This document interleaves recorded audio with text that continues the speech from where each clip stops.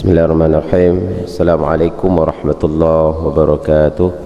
Alhamdulillah, salatu wassalamu ala Rasulillah wa ala alihi wa ashabihi wa man tabi'a, amma ba'd.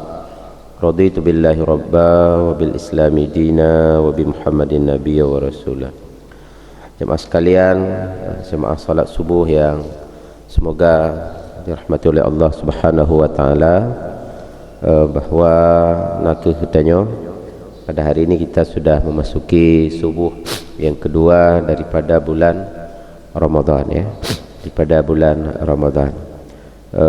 Untuk hari ini kita memang tidak ceramah secara umum, ya, tapi kita tetap melanjutkan pengajian, ya. Kita ulang sedikit tentang hal-hal yang kaitannya dengan puasa, ya. Kaum muslimin rahimakumullah, jamaah yang berbahagia, salah satu hal yang penting sekali kita ingat bahwa puasa ini adalah rukun Islam, ya, salah satu daripada 5 rukun Islam. Disebutkan dalam mazhab Syafi'i, jika ada orang Islam yang malas, ya, kemudian enggan berpuasa, maka hukumannya adalah dipenjara. Jika ada orang Islam yang yakin bahwa puasa itu wajib namun maka hukumannya adalah dipenjara, tidak diberikan makan minum sampai ia sadar mau berpuasa.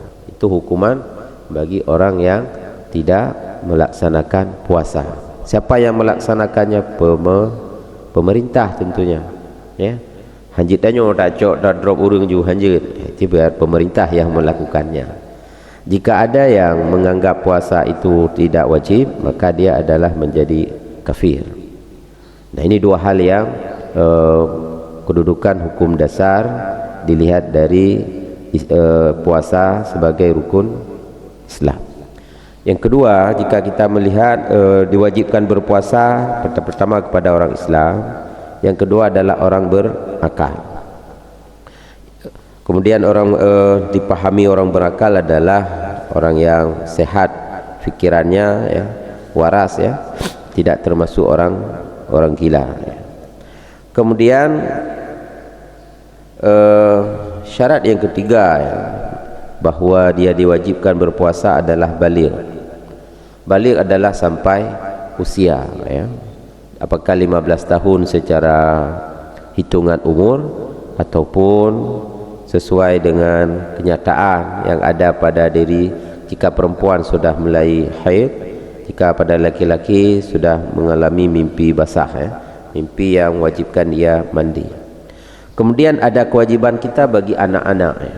Disebutkan, ya, apabila kita memiliki anak-anak yang berumur 7 tahun, maka wajib bagi kita, bagi orang tua, bukan wajib bagi anak-anak, wajib bagi orang tua menyuruh anaknya untuk berpuasa apabila anaknya sudah 7 tahun. Kewajiban ini kewajiban orang tua mengingatkan anaknya bahwa dia walaupun dia belum diwajibkan, tapi orang tua sudah ada kewajiban bagi orang tua untuk mengingatkan anaknya yang berumur 7 tahun untuk berpuasa, ya. Tapi si anak tidak wajib berpuasa, beda, ya. Kerana niat yang wajib puasa pecit orang tua yang wajib mengingatkan anaknya untuk berpuasa. Kalau kendati pun dia tidak berpuasa, tidak ada masalah. Yang penting dia sudah mengajarkan rukun puasa apa, bagaimana cara berpuasa, dan apa saja yang membatalkan puasa. Kemudian selanjutnya, apabila umur 10 tahun si anak itu belum berpuasa, maka dibolehkan bagi orang tua untuk memukul anaknya agar ia mau berpuasa. Boleh memukul, tapi memukul itu bukan pukulan yang berdarah-darah tentunya, ya. Juga tidak di tempat yang berbahaya secara fisik, ya. Tidak boleh di muka, ya. Tidak boleh di tempat-tempat yang membahayakan, ya. Lihatlah apakah di telapak tangan barangkali atau di kaki, tapi cara pukulnya bagaimana, ya. Ya, Nabi pernah menunjukkan bahwa alat pukul itu seperti siwak, ya. Lagi kaya siwak, kaya siwak bina kau butan. Begitulah Nabi hanya memberikan pengajaran. Kan tapoh UBE, tidak, hanya dengan kayu siwak sebenarnya, atau dengan sandal saja. puasa. Begitulah Nabi sangat lembut kepada anak-anak. Tapi ini wajib bagi orang tua mengingatkan anaknya jika 7 tahun dan memukul anaknya apabila 10 tahun tidak puasa. Ini dikiaskan kepada solat. Jika dia tidak solat umur 7 tahun, dia diwajibkan bagi orang tua mengingatkan anaknya untuk solat. Baru boleh dipukul kapan? Ketika umur 10 tahun. Demikian juga dengan puasa, ya. Apabila anaknya tidak berpuasa ketika usia 10 tahun, maka dia boleh memukulnya, ya. Dia boleh memukulnya sebagai pukulan yang untuk mendidik, ya. Untuk mendidik. Ini hal-hal yang penting untuk kita ulang-ulang kembali agar kita paham betul bahwa betapa pentingnya kedudukan puasa, ya. Karena di dalam puasa itu kan ada syarat wajib, ada syarat sah, ya. Ya, syarat wajib itu tadi, ya. Kemudian Islam, ya. Kemudian masuk waktu bulan Ramadan. Kaum muslimin rahimakumullah, memang kan terjadi perbedaan pendapat berkaitan dengan kapan berpuasa, apakah dengan metode ru'yah ataupun dengan metode hisab, ya. Dua-duanya itu adalah syar'i, ya. Kita percaya misalnya nanti dikabarkan bahwa bulan 5 nanti ada gerhana.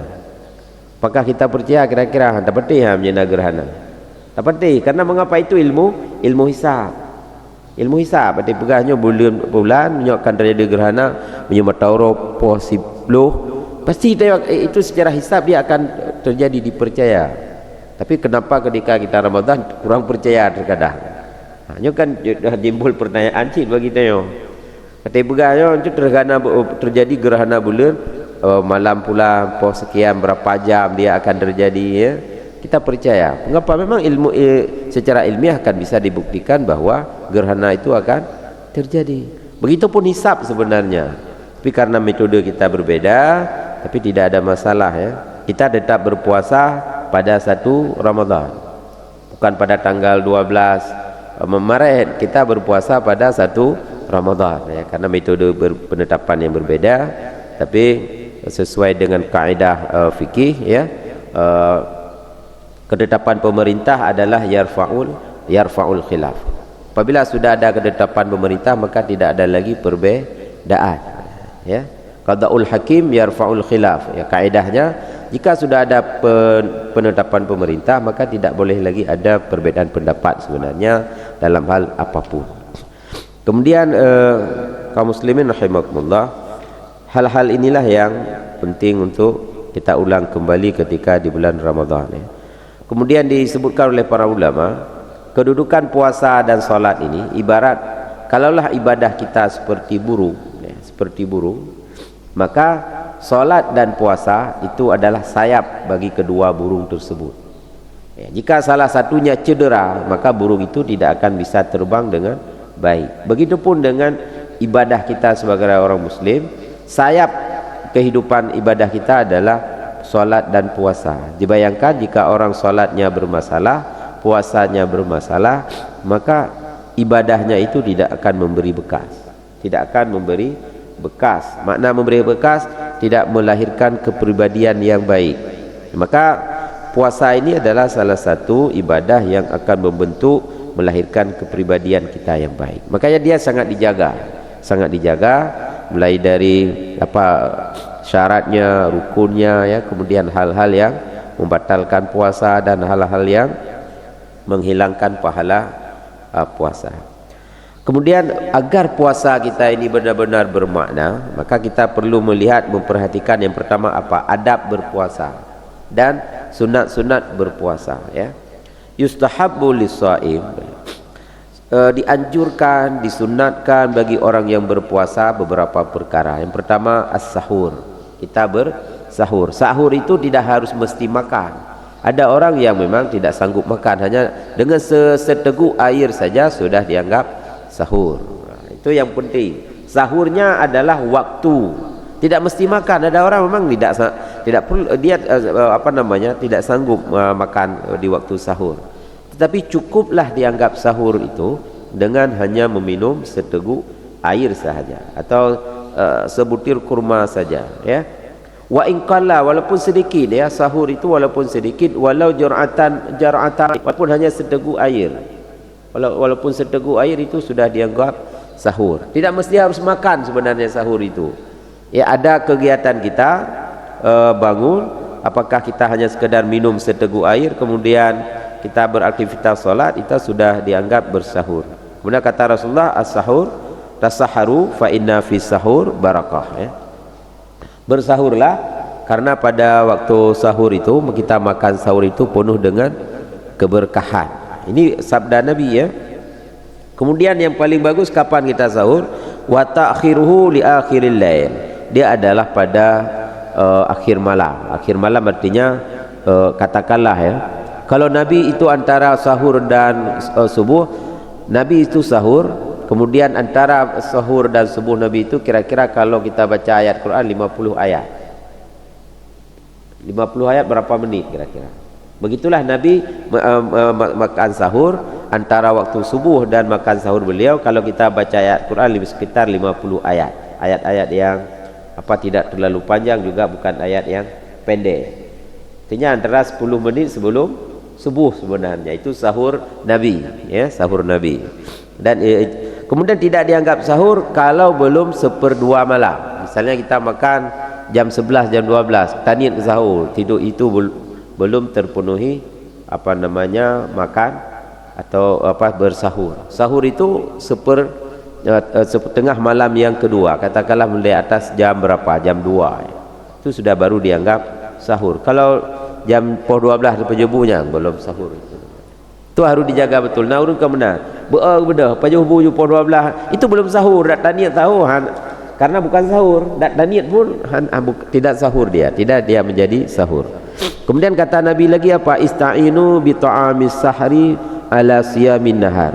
Hendaklah kita, ya, membantu puasa kita harus membantu puasa dengan apa? Makan sahur. Makan sahur itu kata Nabi, ista'inu, bantulah kalian, ya, dengan makan sahur atas puasa kalian, ya. Artinya dengan kita makan sahur, puasa kita itu akan terbantu. Kemudian apa lagi sunatnya makan sahur?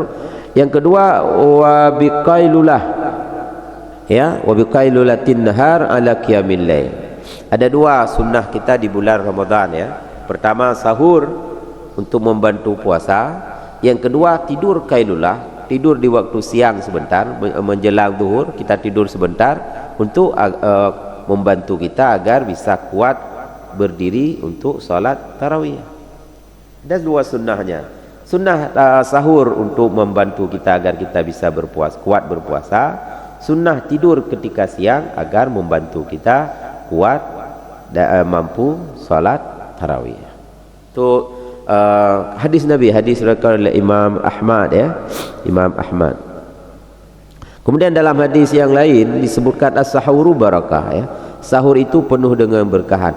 Fala tada'u, maka hendaklah kalian maka janganlah kalian meninggalkannya, ya. Jangan kita tinggalkan sahur walaupun hanya sekedar minum air. Apa manfaat isi kelebihan yang lain bagi orang yang sahur? Fa innallaha, sesungguhnya Allah, wa malaikatahu, dan malaikat-malaikatnya Allah, yusalluna alal mutasahhirin, berselawat, berdoa kepada orang-orang yang sahur. Nah, menurut kata Buddha sahurnya katakanlah pukul 5. Ketika kita bangun sahur, Allah dan malaikat berselawat kepada kita. Makna salawat Allah kepada hambanya apa? Allah berikan keampunan. Kemudian makna salawat malaikat kepada orang-orang yang bersahur apa? Para malaikat memohon ampun. Sepanjang kita sedang makan atau sedang bersahur, malaikat selalu Allah maghfir lahu, Allah maghfir lahu. Nah, senang tu. Ya, maka baik ampun lalai sahurnya. Malaikat berdoa pada kita, Allah Nabi ampun pada kita, ya. Kemudian malaikat berdoa, Allah maghfir lahu, Allah maghfir lahu, Allah maghfir lahu. Yang malaikat tak ada dalam berdoa katanya sampai selesai kita sahur, ya. Ini hadis pada Rasulullah sallallahu alaihi wasallam. Itu sunnahnya dan adab kita berpuasa. Kemudian dalam hadis yang At-Tabrani, Rasulullah sallallahu alaihi wasallam bersabda, salasun min akhlaqil mursalin. Ada 3 perkara yang merupakan akhlak para nabi. Akhlak para nabi apa? Yang pertama ta'jilul iftar, bersegera berbuka apabila sudah yakin tibanya waktu maghrib. Itu akhlak nabi. Dan semua nabi-nabi yang mursalin, ya. Akhlak para rasul ta'ajjulul iftar, karena semua nabi ini kan diwajibkan berpuasa, ya. Kama kutiba alal ladzina min qablikum, ya. Kemudian apalagi akhlak para nabi, wa ta'khirus sahur, mentakhirkan sahur. Itulah yang disebut mentakhirkan sahur itu. Kalau hitungan nabi itu bersahur, ya, antara nabi makan sahur dan waktu subuh sekitar 50 ayat, ya. Kalau kita baca 50 ayat, ya. Ya, menyeuranya subuh po 5:30, maka setidaknya po 5 lewat 15, ya. Itu adalah waktu yang paling baik untuk bersahur. Imsak punya kaitan dengan imsak bagaimana? Imsak itu masih bisa makan dan minum. Imsak itu untuk hati-hati saja, ya, karena imsak itu 10 menit sebelum subuh. Imsak itu waktu 10 menit sebelum subuh masih bisa makan dan minum. Yang tidak boleh makan dan minum adalah ketika fajar shadiq. Kapan fajar shadiq? Ketika azan. Ketika azan itu baru tidak boleh lagi makan dan minum. Kalau imsak itu masih boleh, kan misalnya mesti al-falah kan 10 menit sebelum subuh itu kan serine alarm, itu masih bisa makan dan minum. Itu hanya mengingatkan saja bahwa sebentar lagi akan subuh, maka makan dan minumlah. Baik salah ni imsaknya hanya ada batanya di Indonesia itu ada imsak. Di tempat lain orang tetap makan dan minum sampai sebelum subuh, maka harus yakin, imsakiyah kita itu adalah sebagai pedoman. Misalnya hari ini jam berapa kita subuh, maka 10 menit sebelum itu akan ada alarm. Alarm itu kita kena imsak, itu masih boleh makan dan minum. Tengok banyak-banyak kan batai masuk makan imsak. Nah, makan saja dan minum, ya, sampai apa? Subuh, azan subuh, ya itu yang tidak boleh lagi. Kemudian akhlak Nabi para rasul yang lain apa?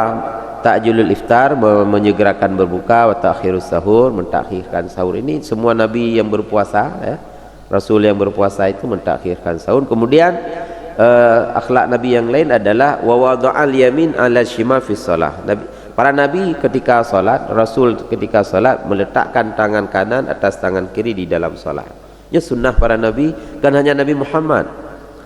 Nabi seluruh nabi-nabi yang salat tetap meletakkan tangan kanan di atas tangan kiri fi shalah. Ya, itu akhlak para nabi di dalam salat, ya.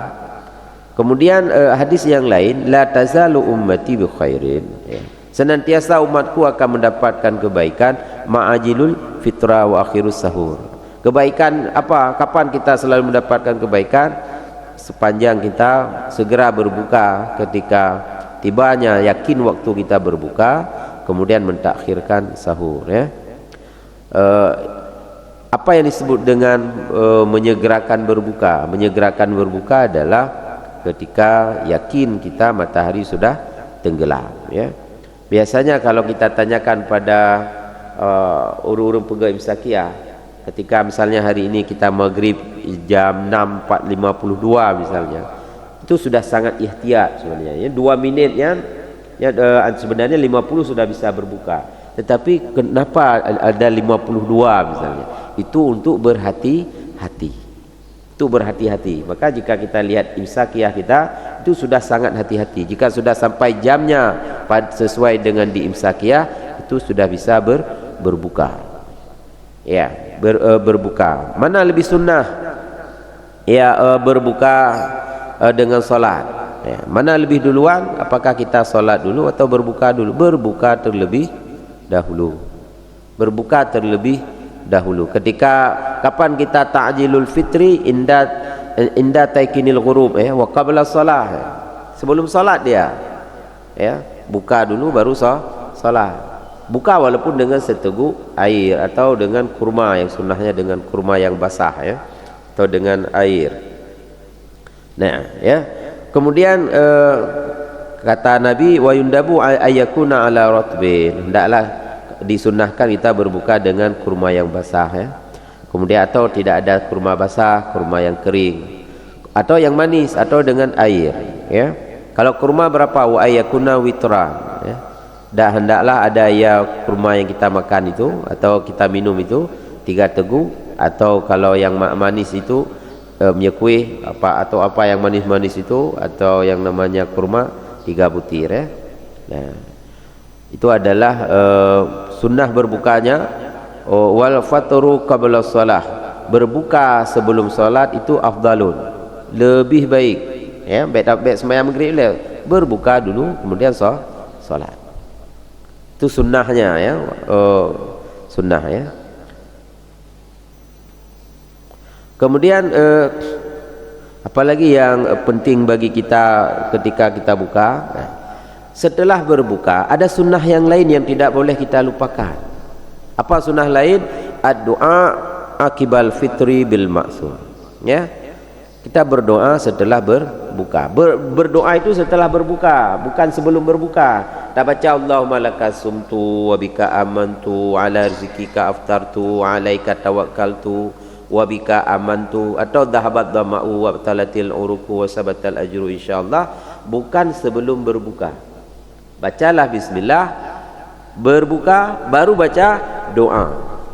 Susunnahnya bismillah, buka dengan kurma atau dengan air, baru kemudian Allahumma laka sumtu.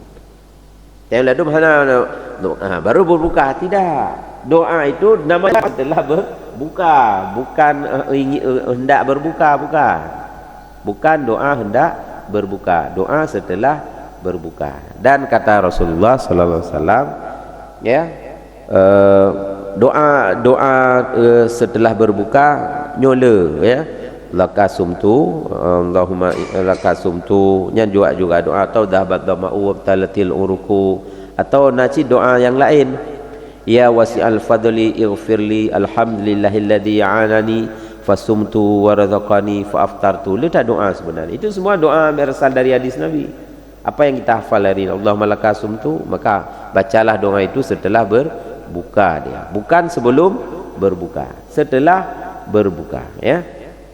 Kemudian apa sunnah yang lain? Menyegerakan berbuka, kemudian berbuka, baca doa setelah berbuka, doa khusus, kemudian berdoalah ya dengan doa-doa lain. Wasuniyatud doa, dan disunnahkan bagi kita banyak berdoa ketika kita setelah berbuka puasa. Mengapa kata Nabi lis-shaim, bagi orang yang berpuasa, inda fitrihi, ketika dia berbuka puasa, dakwatun la turad ya. Doanya tidak akan ditolak. Maka baik melalai jangan sibuk dengan berbuka. Berbukalah, berdoa, dan doalah. Pada doa kebaikan kita, doa untuk orang tua kita, doa untuk anak-anak kita. Doa ketika setelah berbuka puasa la turat, tidak ditolak oleh Allah Subhanahu wa taala. Ya, jangan sibuk dengan makanan, berdoa dulu baru makan sedikit, kemudian solat ya. Kemudian berbuka puasa yang sunnahnya apa? Taftiru saimin, berbuka puasa walau ala tamratin, walaupun dengan sebiji kurma, alau syurbatin ma'in, atau hanya seteguk air, ataupun yang lain yang mengenyangkan ya. Kemudian ada anjuran bagi kita apa? Man fattara shaiman, barang siapa yang memberi makan kepada orang yang berbuka puasa, kana lahu mithlu ajri, maka bagi kita yang memberi makan kepada orang yang berbuka puasa, pahala kita apa? Sama seperti pahala orang berpuasa. Jadi kalau kita menginginkan puasa dua kali pahala dalam sehari, puasa beri makan pada orang yang berpuasa, maka kita akan dapat pahala dua kali. Inilah disebut dengan seafdal sedekah di bulan Ramadan.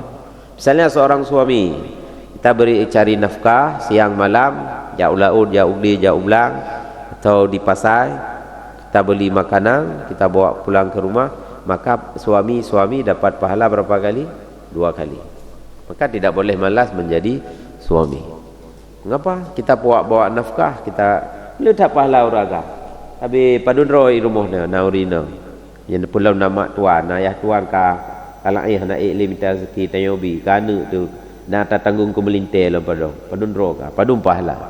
Maka besar sekali pahala orang-orang yang mencari nafkah. Maka malah Nabi berkata seperti ini, ada dosa yang tidak diampuni ya, kecuali karena kita capek bekerja mencari nafkah. Ya, doanya tak istighfar mungkin hanya pun dosanya, tapi dengan kita capek ya, lelah mencari nafkah, banyak dosa yang diampuni oleh Allah Subhanahu wa taala, ya. Maka oleh karenanya berbahagialah suami-suami yang baik hati, yang baik budi, yang murah ketika bulan Ramadan. Pahalanya berapa? Berapa orang di rumah yang kita beri makan? Ya 5, maka 5 pahala bagi seorang suami. Maka maka carilah nafkah setahun, kumpulkan, kemudian ketika bulan Ramadan berikan pada anak dan istri kita, dan itu semua menjadi pahala. Ibu-ibu juga sama ya, masak sama dengan juga sudah berkongsi pahala ya, berkongsi pahala dengan suami, kemudian kita sedekahkan ya. Kalau kebiasaan tanya disebut kami makanan menasah masjid, itu adalah sesuatu hal yang luar biasa. Dan man fattara shaiman ya, orang yang memberi makan makanan berbuka atau minuman berbuka bagi orang berpuasa, bagi orang tersebut pahala ya, pahala yang sama dengan orang yang puasa. Kemudian ghairu annahu la yanqusu min ajri shaim, tapi orang yang berpuasa tidak kurang sedikit pun pahalanya. Misalnya seorang suami beri makan buka puasa pada istrinya, pahala istri tidak berkurang, tapi pahala suami yang bertambah. Ini kan luar biasa. Ini dorongan bagi kita bagaimana memahami dan memaknai ya puasa untuk saling peduli ya. Kemudian apalagi sunnah di dalam puasa itu ya. Jadi itu sunnah-sunnah yang sangat dianjurkan karena hadis Nabi itu semuanya ya. Kemudian al-irtisalu anil janabah wal haid wan nifas qabla al-fajri. Maka sunnahnya juga kita mandi junub atau mandi karena setelah selesai daripada haid dan nifas sebelum fajar, itu sunat. Sunat mandi sebelum fajar. Yang sudah selesai haid maka mandilah sebelum subuh. Ketika puasa di bulan Ramadan atau junub ya, junub maka mandilah sebelum fajar. Itu sunnah. Kalau misalnya sudah azan kita masih junub ya sah, puasanya tetap sah ya, puasanya tetap sah ya. Untuk apa? Agar kita berhati-hati ke saat mandi nanti ya. Jangan mandi sehingga tidak membuat kita ragu-ragu apakah ini masuk air ke dalam rongga atau tidak. Kan ini hal yang penting ya. Karena disebutkan falau lam yaktasil, sekalipun dia tidak mandi sebelum fajar ya, sah saumuhu, maka sahlah puasanya tetap sah ya. Tapi andai kata kita terlambat untuk salatnya, dosa la illa dosa terlambat salat misalnya sengaja, wa asimun min haitsis salat, kemudian itu bisa berdosa kalau kita melalaikan salat. Maka berhati-hatilah ya. Walau taharat misalnya, jika seorang perempuan itu suci ya ketika malam, kemudian dia berniat berpuasa, apakah sah puasanya tanpa mandi terlebih dahulu? Malam sekitar apakah pukul 10 atau sebelum fajar lah, dia sudah terhenti haidnya, kemudian dia berniat, belum mandi wajib, belum mandi, berniat sebelum mandi selesai daripada haid, ataupun juga orang yang junub tadi itu dia berniat tentu bila ghuslin, dia dengan tanpa mandi, apakah sah saumu ya, sahlah puasanya. Karena ada hadis Nabi diriwayatkan oleh Aisyah, karena Nabi sesungguhnya Nabi pada suatu subuh junuban min jima', junub ya, dalam keadaan junub, kemudian baru mandi ya, kemudian setelah fajar baru beliau mandi ya. Itu adalah hadis Nabi. Kemudian sunat yang lain bagi kita agar puasa kita, karena puasa itu kan salah satu sayap salat, satu sayap kanan, puasa sayap sebelah kiri. Kalau ibaratnya ibadah itu seperti burung, agar sayap kita tidak cacat, agar sayap puasa kita tidak rusak, maka jagalah kaful lisan ya, hendaklah kita menjaga lisan kita ya. menjaga lisan ini. Maka hendaklah kita puasa lidah sebelum berpuasa dari makanan dan minum, ya. Kemudian menjaga anggota badan. Dari mana kita jaga lisan? Anfudulil kalam, daripada banyak berkata-kata, dan juga wal af'al, dan perbuatan-perbuatan allati la itsma fiha, walaupun perbuatan itu perbuatan yang tidak mendatangkan dosa. Buat yang tidak mendatangkan dosa sekalipun, ya kita tahan dirilah lidah dan anggota badan kita. Wa ammal kaf anil haram, dan kemudian juga menahan diri daripada yang haram. Kalau ghibah, apa itu ghibah? Membicarakan orang lain di belakang, ya. Wan namimah, mengadu domba. Wal kidhbu, dan juga berdusta. Itu mesti fata'akkadu fi Ramadan. Maka hendaklah kita benar-benar menjaganya di bulan Ramadan dengan sekuat tenaga. Wa huwa wajib, dan yang wajib menjaga diri dari ghibah, menjaga diri dari dusta, menjaga diri dari namimah, itu wajib hukumnya.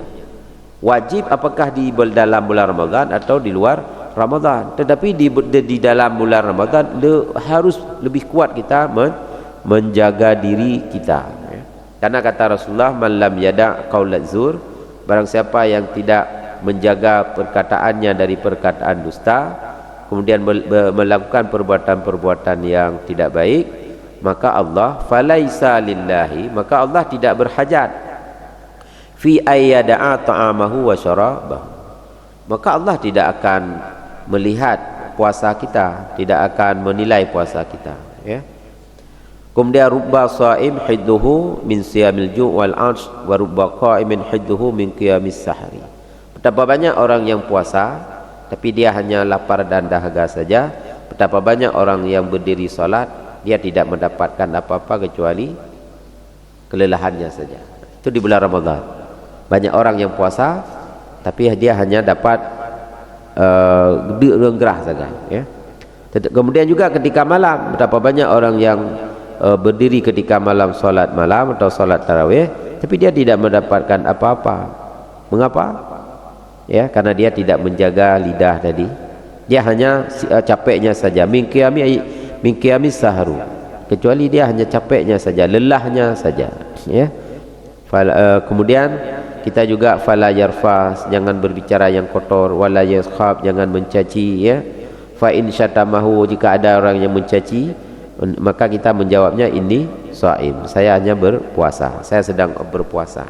Ini hadis Rasulullah petunjuk bagaimana kalau yang mengajak kita berdebat, mengajak kita dakwah, mengajak kita bertengkar mulut, maka kita menjawabnya ini shaim, saya sedang berpuasa, ya. Kemudian sunnah yang lain apa? Taraka syahwat, meninggalkan syahwat sekalipun syahwatnya itu adalah sesuatu yang mubah saja, ya. Misalnya apa? Minat taladzu bimasmu'in wa mubsirin wa malmusin wa mashmumin, ya, seperti mencium atau melihat sesuatu, ya, yang wangi misalnya. Juga jangan tidak boleh berlebih-lebihan, ya. Kendati pun itu tidak membatalkan puasa. Kemudian juga dimakruhkan kita berada pada pada tempat-tempat yang berlama-lama di satu tempat, seperti masuk kamar mandi, berlama-lama di kamar mandi juga itu makruh, ya. Makruh masuk orang yang berpuasa berlama-lama di kamar mandi, di hamam, di toilet, itu makruh. Mengapa? Nah, itu karena akan kalau di kamar mandi berarti kita sedang ingin minta lupi, kita ingin muangat nagar, ya, itu dimakruhkan, ya. Kemudian hal-hal inilah yang penting bagi kita untuk kita jaga. Kemudian hal yang lain apa yang sangat disunnahkan, kita berbuat baik, ya, alal iyali wal usrah, kita berbuat baik, murah hati, wal ihsan ilal arham, pada keluarga dan juga kerabat semuanya. Bagaimana kita berbuat baik, minas sedekah, kita berbuat baik kepada keluarga dan juga kerabat semuanya, ya, ilal arham, kepada orang-orang yang keluarga dekat, dengan memperbanyak sedekah, ya. Kemudian juga kepada fakir miskin. Karena Nabi ajudun nas, karena Nabi itu sangat pemurah ya, dengan kebaikan dan Nabi sangat murah dan lebih murah dari hari-hari biasa ketika berada di bulan Ramadan. Ya. La ilaha illallah. La ilaha illallah. Muhammadur Rasulullah.